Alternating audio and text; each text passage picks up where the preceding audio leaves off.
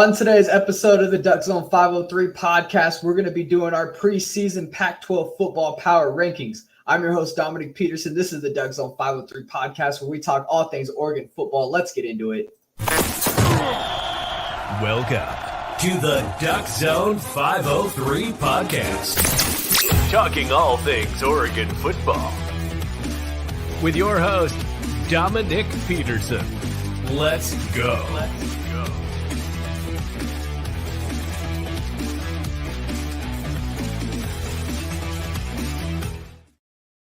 Welcome into today's edition of the Duck 503 podcast. The date is Wednesday, August 16th, 2023, and I am happy to be with you folks. I got a special guest today again. I got Maleki Stanton of the DucksFocus Podcast on the show with me here. How are you doing today, Maleki? Let's get you on here. I'm doing good. I'm doing great, man. It's great to have you here, man. It's great to have you. How you doing? It's great. It's great to be back on. I'm a little tired, but I'm here. I'm alive. So here we are. Yeah, man, we are grinding. So if you guys know, we do these pre-recorded, and I had all my notes. A little backstory from the podcast. I had all my notes written out for today's podcast, all organized exactly how I want it, perfect to the T. I go back right before we're about to get on the podcast, and they're completely gone, guys. Completely nowhere to be found. So I had to write them all out and have my guy Maleki stay up from when he's got football practice in the morning. So, guys, make sure to go hit that subscribe and like button on his podcast because he's out here grinding late night for you folks. All right, so Maleki, to start out today, I want to hit on some recent news. So to start today's show, the recent news circulated around the headlines yesterday is I want to show a picture here. And what I'm showing, if you're listening to the podcast on audio, I'm showing an absolute masterpiece of a billboard being built in New York City. And that is a 12-story billboard of our guy, Bo Nix. And it's looking like it's saying on the bottom here, Bodacious. It's got a yellow background, green lettering saying Bo, and then in black lettering underneath it says Dacious. Maleki, what's your first thoughts of seeing this wonderful masterpiece of a billboard? I think it's great. As someone who, loves Bo Nix, I'm a Bo Nix enthusiast. I even have a shirt that says I heart Bo Nix, so seeing this billboard made me real happy. Couldn't have made me happier. I'm sure all fans were having a big smile, man. 100%. Yeah, I think it's obvious that Oregon and their entire brand are going all in for Nix's Heisman campaign in 2023. And, I think this really makes me wonder personally, maybe this billboard here was part of Nix's NIL deal when he announced his return. Think about it. I mean, you're coming in return, you got NIL. There's a bunch of money to get on a billboard. Trust me. So if they're putting money in all this campaigning, and maybe this was part of the deal. I don't know. Well, and as Duck fans, we'll probably never know that. We don't get contract details, but I mean, it's something to speculate on. It's pretty cool. And, we're also getting a blast from the past. Some of you Duck fans might remember over 2 decades ago, we got the Joey Harrington in New York from 2001. He was sitting there on 7th Avenue in the heart of New York City. Okay, and according to Zachary Neal of Ducks Wire, this Bo Nix billboard is located at 315 Park Avenue. It's not completed yet, but when it is, New York City Duck fans, go out there, go get some good pictures of us, just like this one we see here of Joey Harrington back in 2001, man. Blast from the past. Now we got Bo Nix doing it 2 decades later. What a time to be alive, Duck fans. What a time. And, this is huge news, big reaction around the Oregon football land. Let's go take a look at some reactions. I pulled up some reactions here. Let's start with LaMichael James, former running back here at Oregon. He says, I never got one of these. I'm jealous, with some laughing face texts to it. I think that's great, man. And it's true, though. It's funny. And it's true at the same time because he was a Heisman finalist in 2010. If you remember, Auburn quarterback Cam Newton won it that year, but he was a finalist for it. So he's asking, where was his New York City billboard? I mean, Duck fans, what if this billboard that LaMichael could have had, if they put the branding behind him, if NIL was a thing, right? What if we could have done this with LaMichael and he would have won the Heisman over Cam Newton? I mean, that's the thing we could think about, right? Here's another good one. I like this one. This one is from here. Let's get it up here. Oh, that's the mic. Sorry. Boom. Joey Harrington. So Joey Harrington, the guy we just talked about who's on the billboard. He says, quote unquote, I could not love this anymore. Go shock the world, Bo. Our whole at U of O Oregon, at Go Ducks family is behind you. And man, that's just great to see. I love to see this as a Duck fan, the legacy of quarterbacks who had this brand, the Nike, engine behind them, coming out and supporting the quarterbacks nowadays who are going to be in New York City on a billboard, man. It's so great to see. And, to see Oregon and Nike pair up for this Heisman campaign for Bo Nix in 2023 is so great to see, man. What are your thoughts, man? What do you think about all this? Yeah, I love it. I mean, I think it's great. I think it's great for Bo's Heisman campaign in 2023, 2024. I just think it's great. I really love it. And I think all Oregon fans love it, right? I mean, how cool is that to get to see our quarterback all the way out in New York? I mean, that's on the other side of the country from, here. So it's really awesome. It's really great. And to, go back to the past of Joey Harrington and doing it now, right? I mean, it's just truly, really cool. And so it's awesome. I think it's great. Yeah, man. It's like the nostalgia comes back, and now we're seeing it with Bo Nix. I mean, this is leading up to be a real special season. We got the last season of the Pac-12. We got Bo Nix his last year here. He's got this Heisman hype now around his name. Man, it's going to be fun, guys. And you know what else is going to be fun? It's tuning in to the Duck Zone 503 podcast, tuning into the DucksFocus podcast. And the way to do that is by hitting that subscribe button. All right? So the way to subscribe, okay, you just go hit that button for free. It doesn't cost any money. Go click it. Go to Spotify right after that, because you're going to want to hear the audio. If you're on the road, if you're at the gym, you're going to want to hear that audio version. So go to Spotify, go click the subscribe button there. Okay, guys, the Duck Zone 503 podcast on YouTube, we're at 783 subscribers. The goal is 1,000. 1,000. So can we get there? Go hit that subscribe button. All right, guys, continue on with the podcast here. We're going to do some fun today, real fun. The great Maleki here and I are going to do some preseason power rankings for the Pac-12 today. And that means we're going to take into consideration two things here. So number one, I got last season's performance. What was their record last year? Putting in simply how they do last year. And then number two, you got to put in factor off-season moves. Do they have a new coach? How good was their recruiting class? How many big-time transfers came into their program? Stuff like that will all be factored into our rankings. So this is going to be a huge season for the Pac-12. And, not to say, I'm just excited. Maleki knows this. We got some of the best quarterback play on the West Coast here. Caleb Williams, Michael Penix, Bo Nix lead the way for this star-studded gunslinging group in the Pac-12 entering 2023. So media members for the Pac-12 announced their prediction in their preseason media pool they do each year. They had USC selected to finish as conference champions, received 25 first-place votes, and what a surprise there, right? USC getting all the hype in the preseason. And then we're followed by Washington, defending two-time league champs. Utah comes in third, and then they got Oregon in fourth to round out that top four in the rankings. Now, those are the media's preseason poll. Maleki, what do you say we give the people our preseason polls? I agree 100%. All right, man. Let's get right into it. I'm going to go ahead and start out here. So at number 12, very last in the Pac-12, I got Stanford. Okay, Stanford went 3-9, 1-8 in the Pac-12 last year. The Cardinals entered the post-David Shaw era for the 2023 season, and it appears that's going to be a very hard rebuild. And, get back to what we saw when that David Shaw was once there.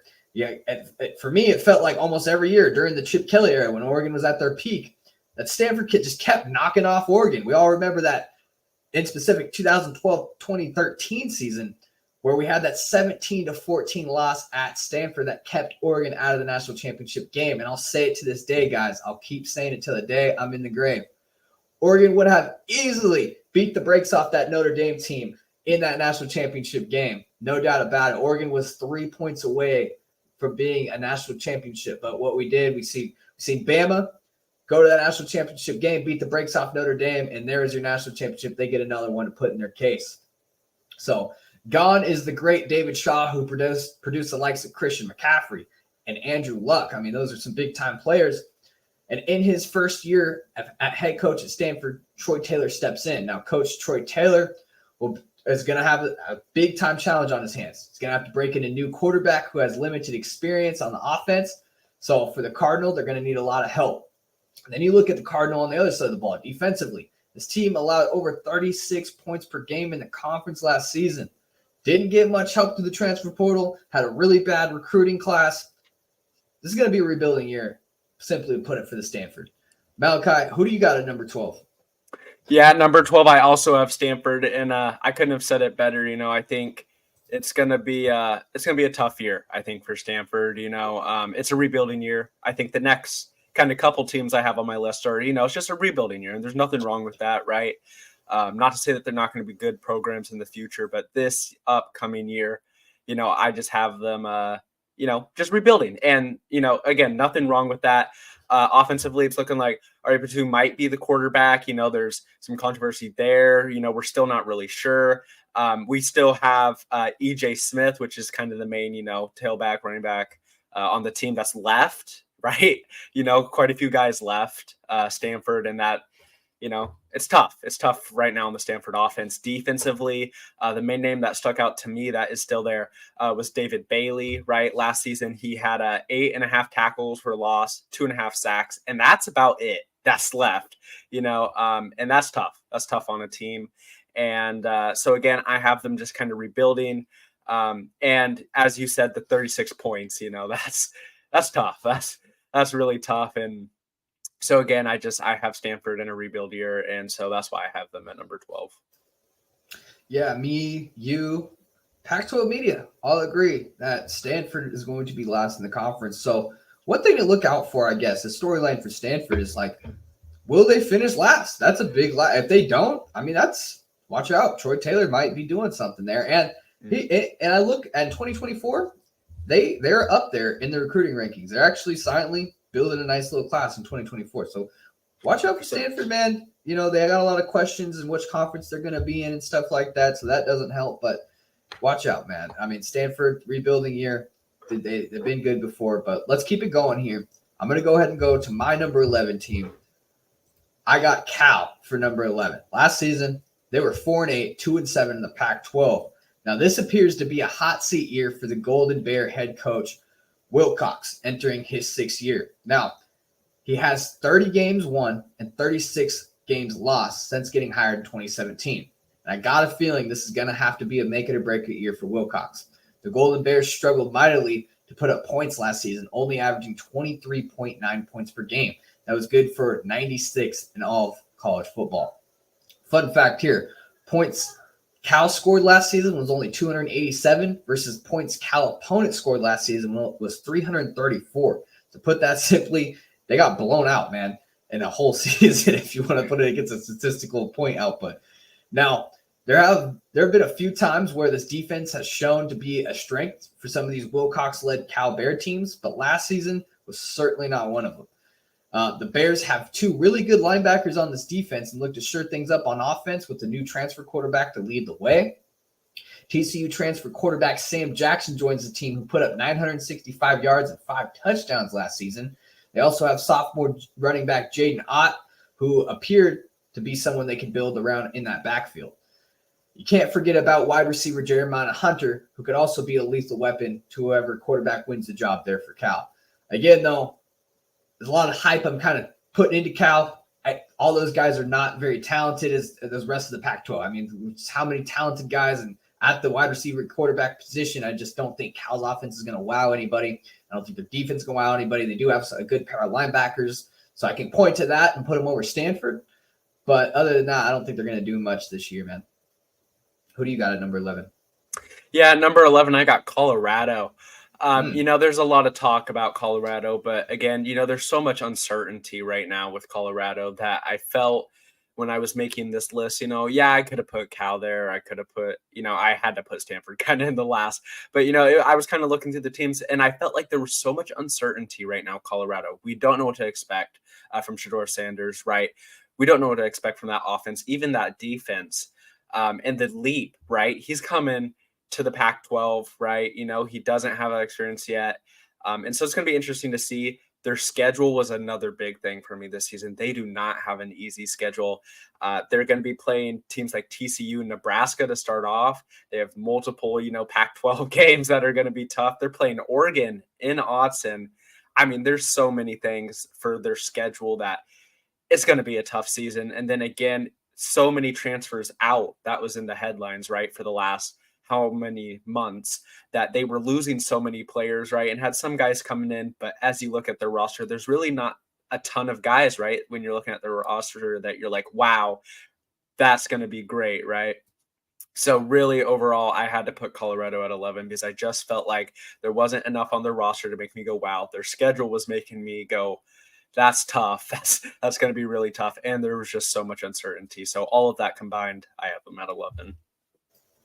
Okay, yeah, I got them at 11. I mean, that's fair because I got them at 10. Colorado, I got them at 10, just a little above.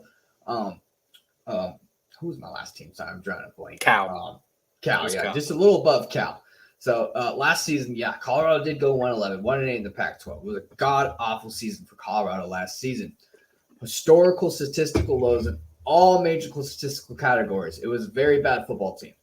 But now here comes the legendary prime time Deion Sanders to lead the way after a very successful stint at Jackson State. And Sanders got to work quickly via the transfer portal by overhauling the entire roster. Now, again, I always say this. Is that a good thing? Is that a bad thing? We don't know yet because, to be honest with you guys, an overhaul like this of this magnitude has never really been done to a college football roster before.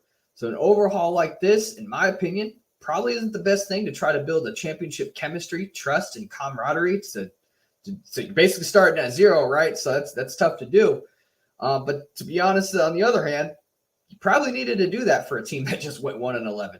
So there's a lot to be excited about with this Buffaloes team entering 2023, including Deion's talented son, Shedeur Sanders, at quarterback. You mentioned him earlier when you were just talking about him. And again, I get it. He hasn't done anything at the Pac-12 level. They also bring in cornerback/receiver, could be playing both sides of the ball, Travis Hunter from Jackson State. Duck fans remember Charles Nelson kind of played a role like that over at Oregon when he was on safety and wide receiver for us a little bit.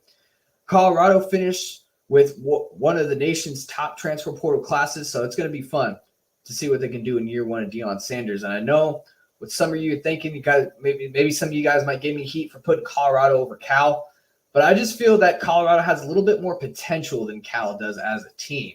Colorado's lone Pac-12 win last season also came with a win over Cal.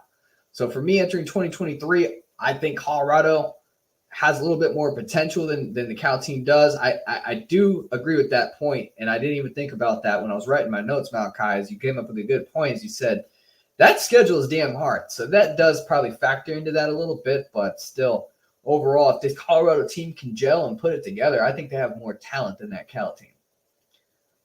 Who do you got at number 9, Maleki? At isn't it my number 10, right? Or am I still number 10? Excuse me. Yes, number 10. Sorry about that. Okay. There you're good. I do have Cal. And again, when I was making this list, it really came down to that Colorado schedule, right? And it was just looking so tough. And so, I put Cal at 10. I think I don't really have that much, honestly, to say about Cal. I think it's kind of on a similar boat of Colorado and Stanford. I think that they're all in rebuilds right now. And it's tough. It's going to be a tough season if you're a fan of them. It's going to be fun to watch your team, but you just got to understand that they're in their rebuild. Quarterback situation at Cal is still kind of iffy. And it's still, again, same like that with Stanford.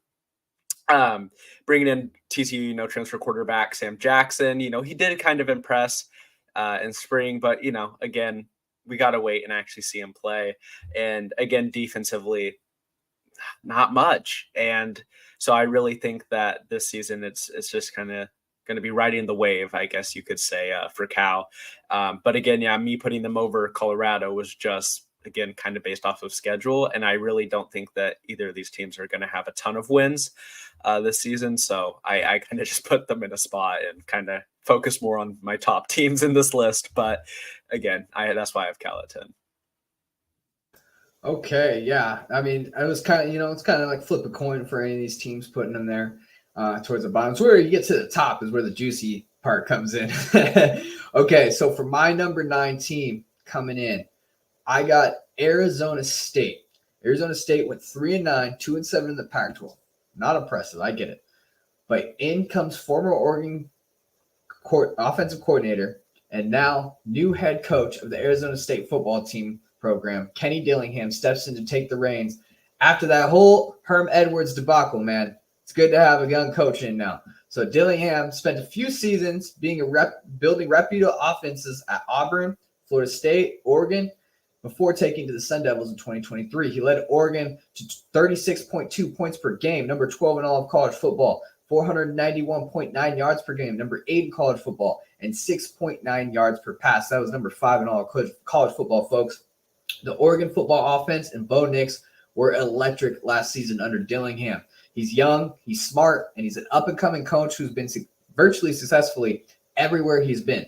I have no doubt that this Arizona State team is headed in the right direction and quickly, although he's going to have his work cut out for him in year one. He only returns 5 offensive starters and will have a major decision to make at the quarterback position.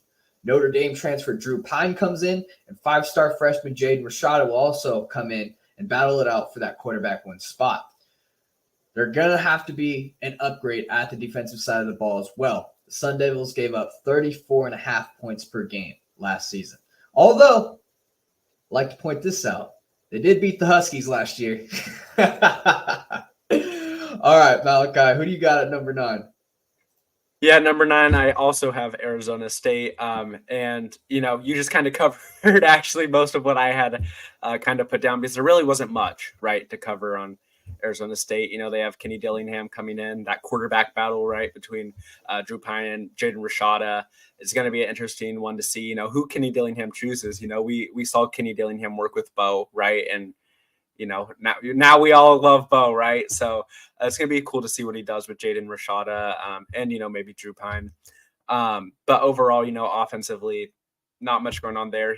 Kenny kind of tried to build a defense through the portal. It didn't really. We'll see. Again, just not much to say about, Arizona State. I think they'll have an interesting season. It'll be interesting to see how they do this year. And again, I think that it's Kenny's first year, right? Like any first-year coach, it's difficult. It's coming in. Dan Lanning, did a great job, I would say, last year as a first-year head coach. Some Oregon fans might disagree with that, but, that's how I felt. And so, no hate towards Kenny, but it's a tough coming in, right, to a team. It's not really your guys, right? Like, you're coming in and you're starting to build that team, but it's not the main, guys that you were recruiting the whole, recruiting cycle and all of that. So again, I just think it's kind of also a building here for Arizona State. It's been like that for the last kind of couple teams, but another team that I just think is rebuilding this year. Yeah, and I think what's cool about Kenny Dillingham coming in as a young coach year one is he just served under a year one young head coach as well. So he can kind of take the positives and negatives of what Dan Lanning did in year one and take that to Arizona State and have that experience. So that's going to be good. I've always loved Kenny Dillingham and what he's able to do with offenses. He's got a dangerous quarterback room. I think Drew Pine and Jaden Rashada, they're not the flashiest quarterbacks when you look at their name, but they do have a lot of potential.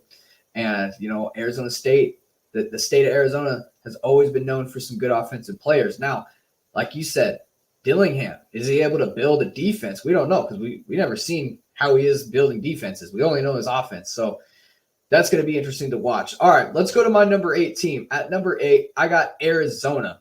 Last season, Arizona went 5-7, 3-6 in the Pac-12. Head coach Jed Fish has his program moving forward and forward fast, winning only 1 game in his first year, 25, and almost becoming bowl eligible in year 2.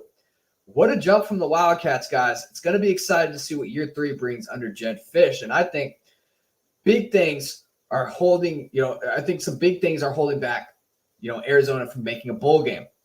And let's start with the defense. The defense was absolutely terrible. 37 points per game, 473 yards per game. That's almost 500 yards per game, guys. Third down conversion, 48.5%. I mean, man, I don't care how good your offense is. Average 60 points per game. Dude, you guys do that? On that defense, man, that is an awful effort. And the defense was pretty much dead last in college football in every major defensive stat category. I mean, these guys just could not get a stop to save the life. I don't care how good your offense is. That is pathetic. And if you want to be a serious contender in the Pac-12, you want to make a bowl game, you better play some kind of defense. On the other hand, though, okay, to start speaking some positive, is the offense showed some serious potential, led by quarterback Jane DeLora. DeLora put up 3,685 yards last season, 25 touchdowns. Both of those are career highs in those statistical categories. I expect that to only get better in year 2 under Jedd Fisch, so that's going to be awesome to see. He's also going to be paired with receiving targets like Jacob Coing and Terrell McMillan, who both racked up 1,300 yards and 700 yards respectively a year ago. All right, man, who you got at number 8? Yeah, number 8, I also have Arizona. And, for Arizona, it's going to be interesting this year. They have Jayden DeLora, as you just said, returning. And offensively, he's got some weapons, and that offense is not bad, as you said. And them in 2022 led the Pac-12, right, in yards, which is, really impressive. And it should be, a very explosive offense again this fall, as you just said. And we're kind of expecting, right, for them to have an explosive offense. But defensively, man, it's tough out there for them. They did bring in, some transfers like Justin Flo, as we all know, and some Morgan fans might be a little sad about that one. And I'm sure y'all remember him. But yeah, so, they brought in guys like Justin Flo at linebacker and tackled Bill Norton. But again, overall, I don't know how good this Arizona defense is going to be. We'll see. And yes, my heart is still broken about Justin Flo. Yeah, man. Hey, man, what a get for Jedd Fisch, though. I almost forgot to mention that. That was a good get. Getting Justin Flo in there, former 5-star, and he battled injuries here at Oregon. But, man, you just look at that guy. You're just scared of him on the field. So just bringing him in alone should definitely upgrade some things. They just landed 5-star Elijah Rushing, who's in the 2024 class. So just think about that pair. I mean, that's going to be big time. Arizona's they're going. They're headed to the Big 12 as well. So big news for them. That's awesome. All right, let's keep it moving forward here. At number 7 for me, I got UCLA at number 7. Last season they went 9-4, 6-3 in the Pac-12. Now I know what you guys are saying right now. How the hell is UCLA at number 7 for you? And look, I just think UCLA is going to be looking for a lot of answers offensively after losing its 2 playmakers from last season, especially at quarterback. Junior Ethan Garbers, transfer Colin Schlee, blue chip freshman recruit Dante Moore will all have their shot at the quarterback spot for the Bruins in 2023. Whoever wins that job, it's not going to be easy, as the Bruins look to also replace 3 starting O-linemen from last season. The Bruins look to also look to upgrade the defense. New defensive play caller DeAnton Lynn will be leading a unit that returns an expected 8 starters. And I know what you guys are thinking. Wow, 8 starters, that's good. But look, this group ranked 116th against the pass and allowed 25 passing touchdowns last fall. A defensive stat that must get better for UCLA and Chip Kelly if they want to contend. DTR was Chip Kelly's quarterback for a lot of years now. He's going to have to break in a new one. That's big time. He has a new defensive coordinator, new O-line coming in. A lot of questions for me for this UCLA team. I think this is going to be a little bit of a rebuilding year for Coach Kelly with a new quarterback, a new DC. But I don't expect UCLA to stay in this little rebuild forever. They got their quarterback for the future. They got Chip Kelly there. But this year in 2023, a lot of questions. I don't know if they'll have as much success as they did last season. Who do you got at number 7? Or do you want to comment on anything I'm saying before you move on, or do you just want to move on to your team? I'll touch on it once I get to UCLA. I'll circle back to it. Sounds good. At number 7, I have Washington State. And the reason for that, is defensively, we know, their defense it's sneaky. They're sneaky good defense. And they did lose one of their star pass rushers. But again, I still have this defense being pretty good this year, right? And having them at number 7, I'll get into it once I get to UCLA. Offensively, their offensive line, man, last year they allowed the Pac-12 high of 46 sacks in 2022, which, and the offensive line, we're going to see how it improves this season. But my reason for putting them at 7 is because of that offensive line. They do have Cameron Ward coming back. And if you all remember Cameron Ward, he can be dangerous. Once he starts getting going, man, Can he be dangerous? And we've talked about so many times how the Pac-12 has so many great quarterbacks. And it's going to be a really great quarterback group, all throughout the Pac-12 this year. And I'm really excited to see that. But again, I think that offensive line was a little concerning to me. And so when I made this list, that's why I put them at number 7. Okay. Yeah. 100%. Yeah. I'll touch on that too when I get to Washington State. All right. I got at number 6, I got Oregon State. Oregon State went 10-3 last season, 6-3 in the Pac-12. And look, guys, watch out. Here comes our little brother, Oregon State, y'all. I've been telling you, the Beavers head coach, Jonathan Smith, is real. And he's making the Beavers for real quick on a national stage. I'll tell you that. Now, the Beavers had a crucial upgrade at quarterback this offseason after DJ Uiagalelei transferred over from Clemson. The former 5-star prospect could be that potential piece to complete the puzzle for the Beavers to contend for a Pac-12 title or even more. The offense will look to open things up more with DJU at QB, and the defense will have to install some new pieces on the outside. Now, look, we've seen it last year with other transfer Pac-12 quarterbacks, Caleb Williams, Michael Penix, Bo Nix, a former 5-star prospect himself that kind of struggled, went to the West Coast and balled out. All those quarterbacks had career years in year 1 of entering the Pac-12 conference. So if DJU hits his potential under Jonathan Smith and the Beavs, watch out, guys. This Beaver team could be for real. But like the famous Lee Corso would say, not so fast, my friend, on this Oregon State hype train. Now, I know they had a really good O-line last year mixed with a physical run game. They had really inconsistent quarterback play, and they bring in Clemson DJU. That looks to solve the answer, right? This is okay. They had 10 wins. They bring in what they needed, their area of weakness. But is DJU, I ask you guys, is he really that guy for the Beavs to put them in the echelon of the Pac-12? He was wildly inconsistent with the Tigers and didn't necessarily wow anybody with his play. So how is going to the Pac-12? And I just made an example. Bo Nix, Michael Penix, they did it. But that doesn't necessarily mean DJ is just going to step in and do it too. Now, he has the O-line to do it. He has all the running backs to do it. He has the offense to do it. Jonathan Smith, he has everything to do it. But will he? They have a quarterback in Aiden Childs. That guy is somebody to watch out for. I've heard nothing but good things. It would be funny to me if DJU gets benched and Aiden Childs becomes their quarterback. A lot of questions still for me for Oregon State. That's why I don't have them any higher, but I do like that addition at quarterback for him. Who do you got at number 6, man? Well, speaking of a lot of questions, UCLA's quarterbacks right now, man, is that a big question. Dante Moore is in there, which, again, all Oregon fans still might be a little bit sad about that one. But, there's a big decision, right, for Chip Kelly and quarterback.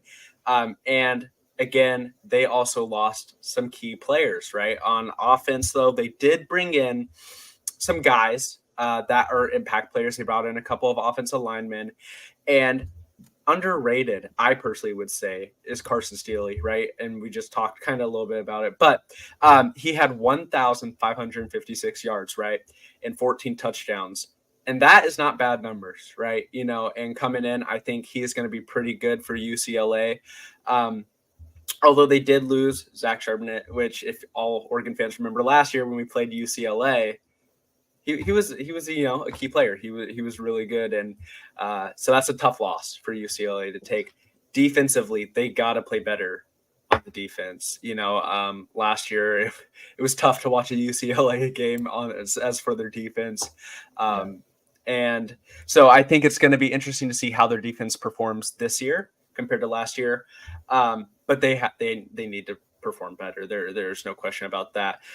My reason, as I said, I would touch on it, putting them over Washington State, was I think that I've seen, the talent, right, of Dante Moore in the UCLA quarterback situation, which I think, is really going to be interesting. You and me talked about in your last episode who we thought was going to start in that week 1. And, I still think there's not enough info really still to make that prediction. But I think defensively, they've brought in some guys. Offensively, they brought in some guys. I think the weapons are there that they could possibly, have a light-out defense. I think quarterback-wise, though, they need to figure that out. And with Washington State, I just talked about, kind of figuring out the offensive line situation. So I think it was kind of a trade there. And yes, I probably could have swapped them either way, putting UCLA at 7 or Washington State at 6, but ended up putting UCLA there. And that is my reason why. Okay. Yeah, I see UCLA. I mean, they're interesting. You touched on it. They're going to have to improve their pass defense. I mean, these guys, they had Jalen Davies guarding Troy Franklin. And Jalen Davies was, if you guys remember, he was on the Ducks team and he was like our fourth string corner. So they're going to need to make some upgrades for sure. Dante Moore looks to be something special, but nothing proven. That's why, if I was to compare Washington State to UCLA, I would say Washington State's definitely a more proven team than UCLA is at this moment. So, I mean, that's just me though. That's just me. And I know what you're saying though. Washington State has less talent on their roster, really bad offensive line. So yeah, it's kind of like a flip here. 100%. Yeah, 100%. The other thing I forgot to mention was their secondary, was second to last in the league. And the fact for defense. So again, I think really that defense it's going to be interesting. Yeah, and that's the big X factor for the Pac-12. You hear me say it here is the defense. Whose defense is going to stand out? We got all these offenses, we got all these quarterbacks. If you can't guard these teams, you ain't going to win nothing. All right, guys. So we're watching the Duck Zone 503 podcast. You guys are listening to it here. I'm with my guy Maleki Stanton of the DucksFocus Podcast here. Really appreciate you guys for keep on watching. We just hit on our power rankings here through the 12 through 16. We're going to continue on 6 through 1. We're going to keep talking about it. But first, I got to give you guys my ad read about my merch. If you guys want some merch, here it is. What's going on, guys? It's your boy Dominiqk Peterson, host of the Duck Zone 503 podcast, where we talk all things Oregon football. Very excited to announce we just launched our very first merch store. Men's and women's t-shirts, hoodies, sweatshirts, stickers, phone cases, mugs, and cups are all sold at duckzone503.creator-spring.com. If you want to go grab one of those today, that's duckzone503.creator-spring.com. Store link will be in the description below as well. All right, continuing on here on the Duck Zone 503 podcast, we are ranking our power rankings, preseason power rankings for the Pac-12 conference here. Continuing on, I got number 5 here. I got Washington State for my number 5 team. Last season they went 7-6, 4-5 in the Pac-12. Washington State, once again, is a scary, pesky team that you do not want to play. They're a small school with the history of being that tough team that just doesn't go away. They brought in their leader quarterback, Cam Ward, who threw for an impressive 3,231 yards and 23 touchdowns in his first season with the Cougars. A very impressive year 1 as the Cougar for Ward. But the one thing that could make his performance even better than the previous season is, like you said, Maleki, is his O-line must be better for him. The Cougars' offensive line allowed 46 sacks last season. It was atrocious, to say the least. Ward was running for his life almost every game. Every game you put on, you see Ward scrambling around. Now, the good thing is he does have some good playmaking ability with his legs, so they got that going for him. Now, the Cougars look to make some key replacements at wide receiver, and they have several new arrivals as well, including Josh Kelly, JUCO pickup defensive tackle Sheffield, and tailback Nakia Watson. Now, I'm going to say this for the first time, and I'm going to say it now in the preseason, guys.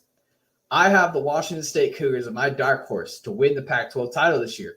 Now, this is not me saying they're going to win the Pac-12 title, but if I had to choose a dark horse, Washington State's that team. That's why I have them at number 5. Now, look, the Pac-12, like I just said earlier, they're going to be full of elite quarterbacks and offenses across the board. So the big X factor for these teams is who's going to make the biggest jump on the defensive side of the ball. And I tend to think that the Cougars will have a sneaky good defense this season. Their front 7 is very fast, and they know how to disrupt a quarterback. They almost beat the Ducks last year. The Ducks had to come back in that game and win on the road. This team is good, guys. I believe Washington State could potentially have the best defense in the Pac-12 this season. Pair that with a quarterback like Cam Ward on offense. Offensive line's going to need some work. Watch out for the Cougars, guys. I have them at number 5. Who do you got at number 5, man? At number 5, I have Oregon State. Sorry about that. No, you're That's good. not the right slide. Oregon State. I had it at number 4, but you're at number 5. Sorry about that. It's fine. It's good. Again. All right, it's fine. We're good. But number 5, I have Oregon State. The reason I have Oregon State here is I think this year their offensive line and running back room it's going to be pretty strong, and I think that in the pack, they got DJ, and so that will be interesting. They also have Aiden Childs.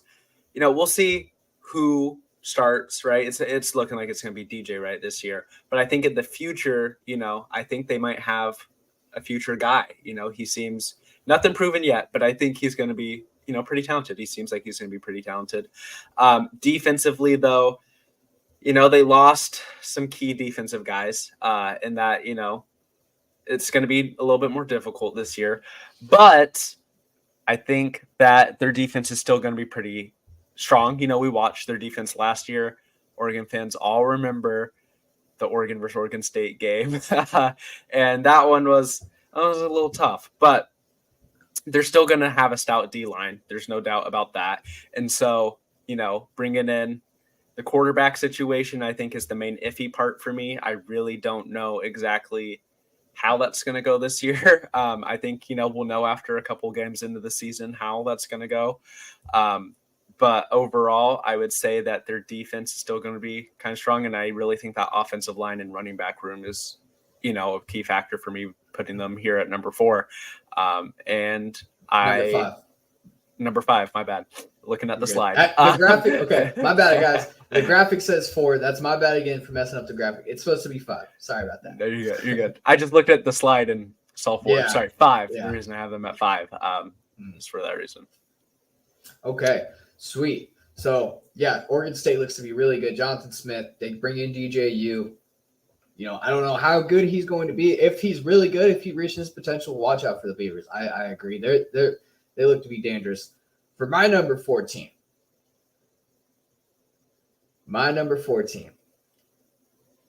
It's Huck the Fuskies, baby. I got them at number 4. Oh, wait, where is it? Okay, I got them at number 4 right there. Huck the Fuskies, baby. No, seriously, this isn't a homer podcast. Look, I'm a realist, but look, I'll explain my reasoning. Why I have Washington at 4. And why, I know a lot of you Husky fans, if you're watching, you're going to be like, why is Oregon ranked ahead of us? I'll make my case, and then you guys can judge me from that. All right, so Huskies at number 4. They went 11-2 last season, 7-2 in the Pac-12. As much as I hate Washington, guys, I have to give it to them. Year 1 in Kalen DeBoer was an ultimate resurrection of the Huskies' dying program that only had 4 wins in a season prior to him joining. From 4 wins to 11 wins in one season, that's very, very impressive. And that is crazy. Now, one thing that impressed me, I don't know if you guys knew this. Did you guys know that Kalen DeBoer, the Huskies head coach, Maleki, if you knew this, tell me. Did you know that he was 90-11 in his head coaching career? I did not know that. That is pretty crazy. That's pretty impressive. I did not know he was 90-11 in his head coaching career. Now, Lanning and DeBoer were both hired in the same offseason, so it's going to be fun to watch these two head coaches battle it out, not only on the field, but we've seen it in recruiting as well, right? And they're going to the Big Ten now. We're going to see it for years on end. This is going to be great. Heisman contender Michael Penix is back for 2023, along with his top 2 receiving threats, Jalen McMillan and Rome Odunze. The pair combined for 2,243 yards and 16 touchdowns of production. Like Oregon, Washington also struggled to defend the pass, allowing 268.3 passing yards per game. That was 108th in college football. The Huskies want to reach their goals that they have set out for themselves this season. They'll have to improve in that area. You cannot come into the Pac-12 this year with a weak pass defense. On top of that, Washington really struggled to force turnovers. So if DeBoer and the Huskies want to get to where they want to go, they're going to have to get the ball back to that prolific offense. And if they do, guys, watch out. I'll keep saying it. The big X factor for this team and all the teams we'll talk about from now on is if that defense improves, they have the offense to do the thing they want to do. All right, man. Who do you got at number 4? At number 4, I have Utah. Utah somewhere. There they are. I have Utah at number 4. And some Utah fans might be like, what, number 4? What are you talking about? And my reason the two-time champs. They are the two-time champs. No, but there is some uncertainty right now with their starting quarterback, Cam Rice. He just had surgery. Head coach said that right now he looks like he's going to be on track, right, to be hopefully starting week 1 for them. But again, I have, there's some uncertainty there. Offensively, they're still going to have a strong offense. There's no doubt about that this upcoming year. Defensively, though, they lost their star cornerback, Clark Phillips, right? But they brought in Miles Bow and do have a talented safety duo, which, is a big part of being defense in the pack, right? Safety duo right there. I mean, what Pac-12 team doesn't want to have that with our air raid quarterbacks? So, defensively, they have the defense. I've said it that Utah could possibly, go back. And I even said in the last episode we did possible 3-peat. I don't want to say possible 3-peat, but there's the possibility there. And the following teams that I have on above them, I just think, again, are a little bit stronger right now. Not to say, though, again, Utah fans, Utah is going to be a powerful team this year. There's no doubt about that. So, yeah, that's why I have them at number 4. Okay, yeah, man. Utes, 3-peat, man. Couldn't they do it? Big question, right?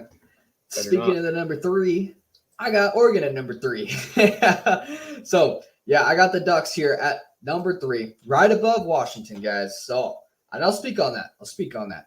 Last season, the Ducks went 10-3, 7-2 in the Pac-12. The return of Bo Nix is what headlined this team entering 2023 after throwing 3,593 yards and 29 touchdowns, or running for 14 more scores on the ground the previous season. Now, he's also paired with running backs Bucky Irvin and Noah Whittington, along with number 1 wideout Troy Franklin, all return as weapons for Nix in 2023.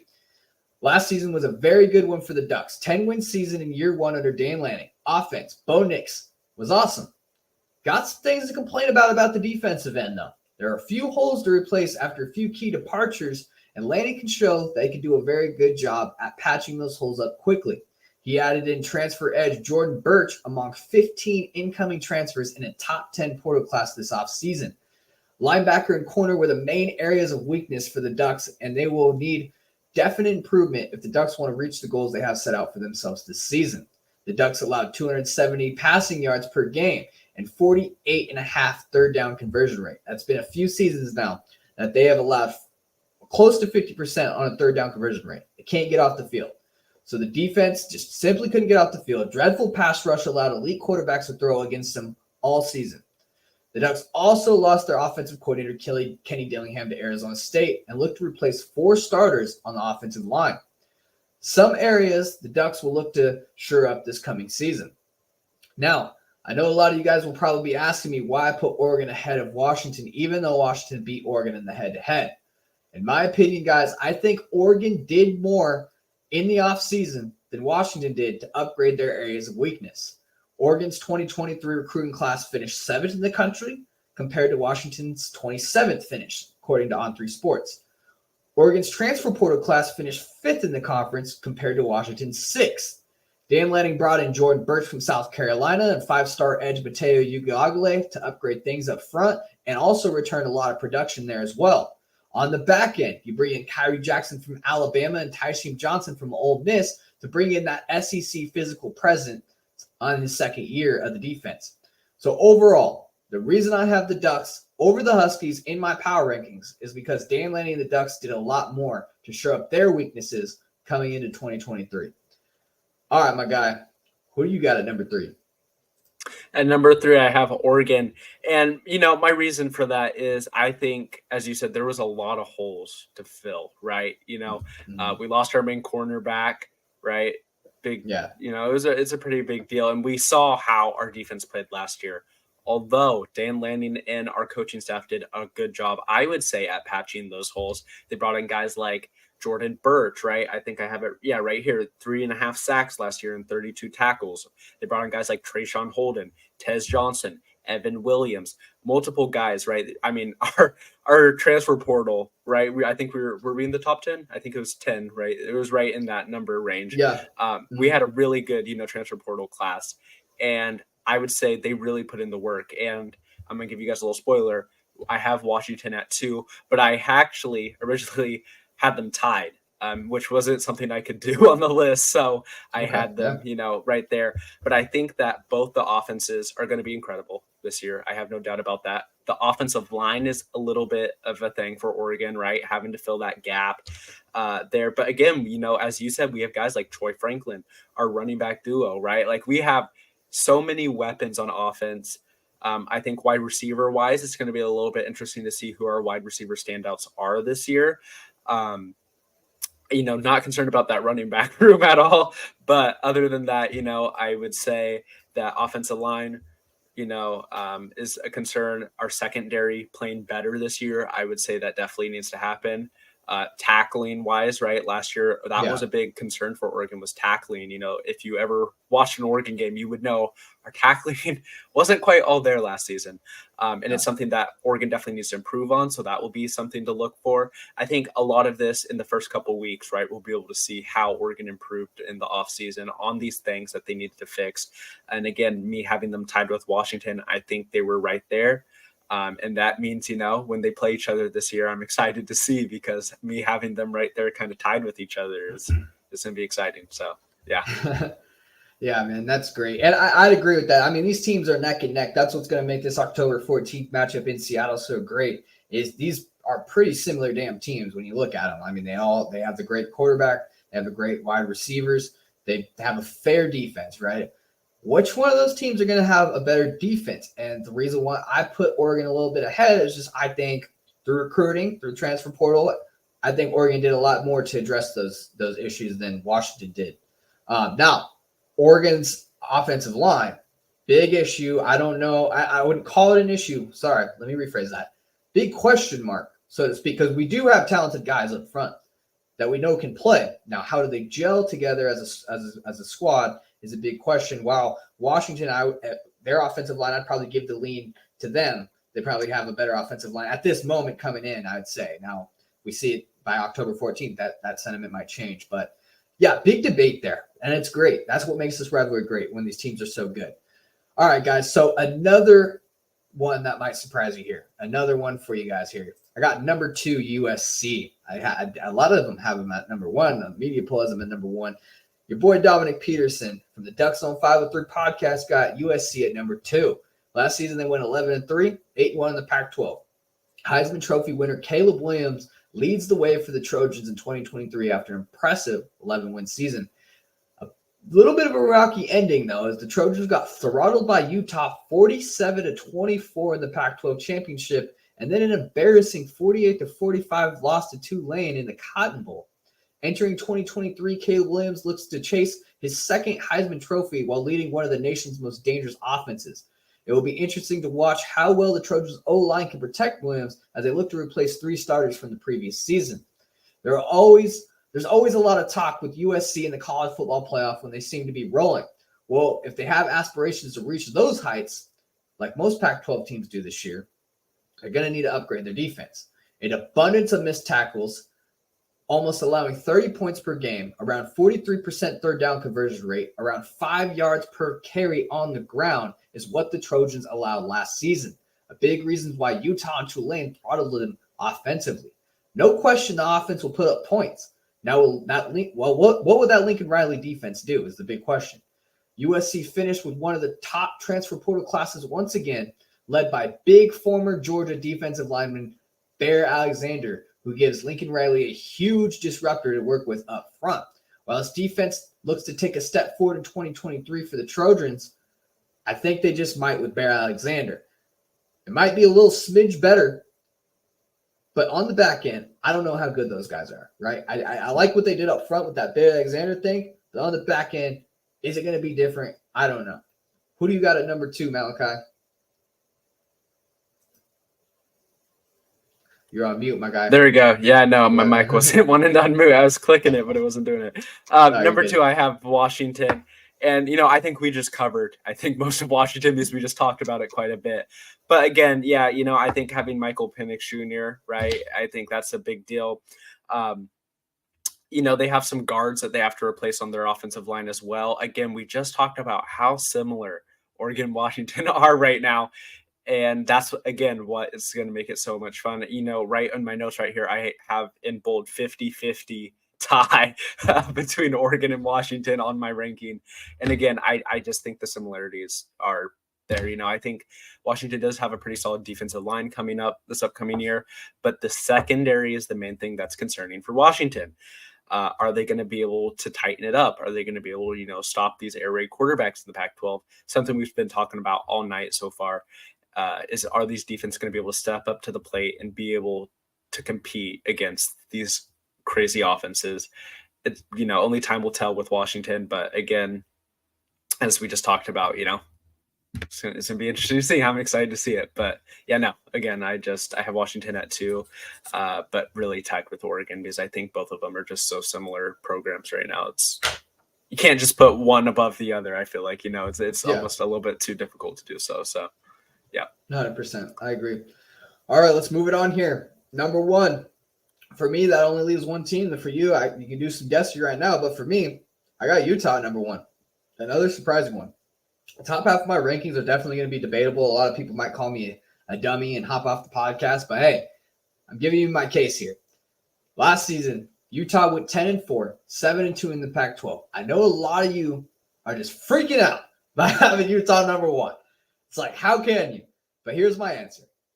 Back-to-back Pac-12 champs. And oh, by the way, they kicked the media's darling USC's ass in the championship game. Absolutely mopped them up when everyone had USC winning that game. So they returned quarterback Cam Rising and target Brant Kuithe for 6th season is what highlights this team and makes them so dangerous going into 2023. Important note, though, Rising did tear his ACL in the Rose Bowl. And it's been reported that he is questionable going into that Florida game. So we're going to have to keep an eye on that. But if he is able to play like he did, I have no doubt this Utah team is going to be really good. Big losses at cornerback as well. Clark Phillips, running back Tavion Thomas, and Dalton Kincaid are going to be a hurdle that Kyle Whittingham needs to jump. But the Utes defense looks to be amongst the top of the Pac-12 once again. This Ute team, from the coaching staff to the players leading it, and the veterans, have lots of winning championship football experience together. Cam Rising is one of the most underrated players in college football, in my opinion. Kyle Whittingham has been there for almost 20 plus years and has established that winning culture. Kyle Whittingham says, go ahead and talk USC. Go ahead and talk about Oregon. Go ahead and talk about Washington, because over here, we're the 2-time Pac-12 champs. A winning culture, experience, and a proven defense is what has the Utah Utes as my number 1 preseason team heading into 2023. And you know what they say. If you want to be the best, you got to beat the best. And someone's going to have to take out Utah for that Pac-12 championship in order to take that number 1 spot for me in these preseason rankings. Who do you got, Maleki? Yeah, number 1, I have USC. And I know a lot of people are going to be like, no. 100%. USC, they got even more offensive weapons, which I don't like to say, but they have even more somehow magically. I don't know how they do it. No, but they do have more offensive weapons. Still have Caleb Williams, Heisman quarterback, transferred Dorian Singer, who led the Pac-12 and receivers last year. They brought in some guys that are real talented. But defense, just like the last, how many ever teams it is at this point, there's probably a long list of teams that we've been talking about all night. Yeah. Defense, that secondary, how are they going to perform? They allowed 30 points per game last season. So, it was 43% on conversions on 3rd down and almost 5 yards per carry. That's a little scary when you're looking at it defensively. If they tighten it up, I have no really doubt about, USC being one of the top teams looking for another college football playoff run again this year. But again, if that secondary isn't tightened and they come to, play like Oregon, let's just say, if they lose to Oregon, that secondary can't keep up with these Pac-12 teams, USC might start fading away. And you might see teams like Washington, Oregon, Utah, right, And then that's where it comes fun for us, right? You know, Pac-12 championship, you start playing in those games. But, you know, I think if USC's defense is tightened up, at least their secondary, I think their defensive line is going to be pretty stout. But I think if the secondary can get tightened up, I have USC being pretty good because I think all the offensive weapons are there. I just think it's defensively that they need